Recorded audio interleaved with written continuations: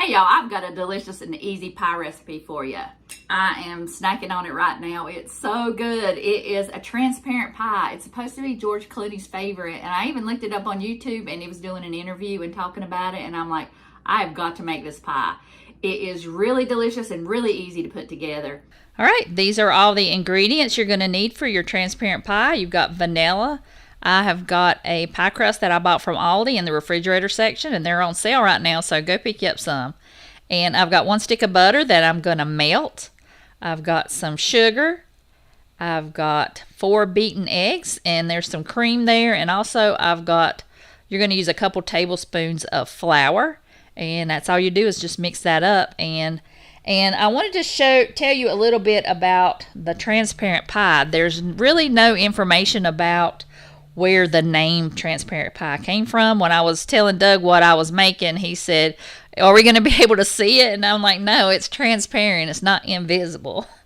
But it came from like the 1800s. It says when home cooks in a small kitchen, they didn't really have a whole lot of ingredients. So they used what they had on hand, like eggs, sugar, butter, cream, and flour. So everybody had that on hand, so you could whip up a pie in no time. So I really enjoyed this pie, and I'm glad I picked this recipe.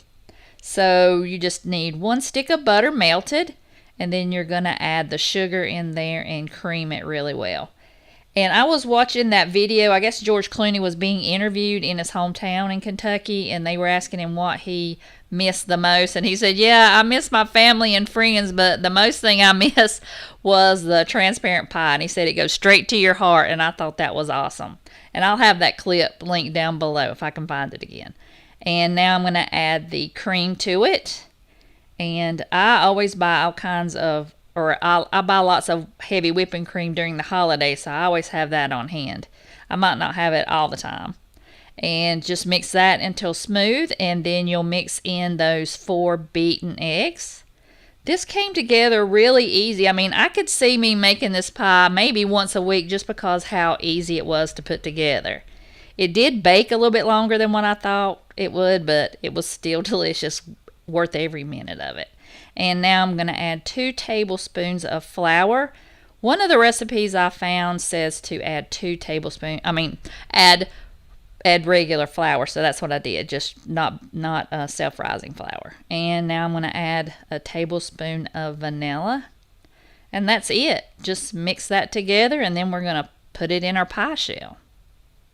I put it on a sheet tray just so it wouldn't spill over into the oven, and I baked this for 40 or 45 minutes is what the recipe said, but it wasn't done. As you can tell in the middle where I put my finger, it needed to be baked just a little bit longer. It ended up being probably in there 1 hour and 15 minutes, and I let it sit overnight, and it was perfect.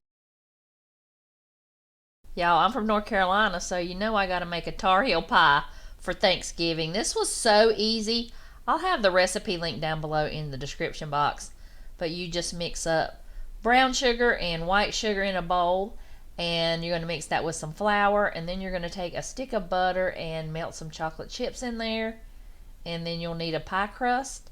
I've got the pie crust already baked, and it looks terrible, but the pie is really delicious. So just mix the nuts in with the sugars and the flour, and then you're going to take those melted chocolate chips, and you're going to pour that into the dry mixture, and you're also going to add in eggs. So just make sure that your chocolate mixture has cooled a bit before you add the eggs, and then you're just going to add the eggs in and stir that around, and that's it. This couldn't be any easier, but it's one of the most delicious pies I've ever had.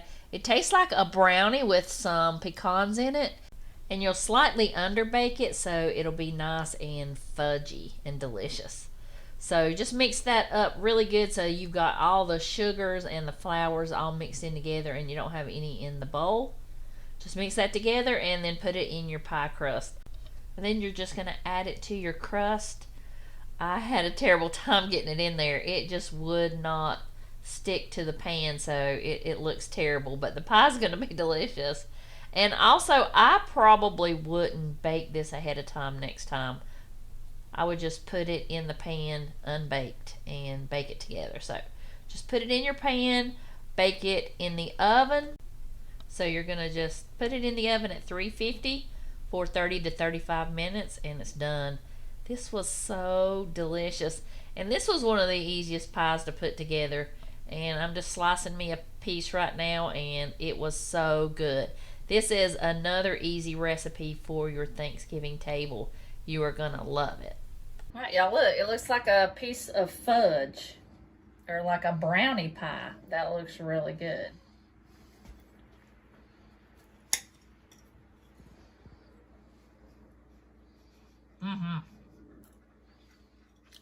That's delicious. Y'all need to make that. All I need is some milk. All right, here is all the ingredients you're gonna need. You will need some lemon juice too. I forgot to put that out. But I'm just using a store-bought crust. You can make your own. I've got some whipped topping here. I've got some sweetened condensed milk, some pineapple. I didn't have any crust, so I'm gonna use my can of home canned pineapple and some chopped pecans. It's really easy. It's just a really easy dump and go pie. So I'm gonna go ahead and get started. And I'll get a bowl and start mixing everything up. I've got my sweetened condensed milk in here, and I am going to add in the whole container of the Cool Whip.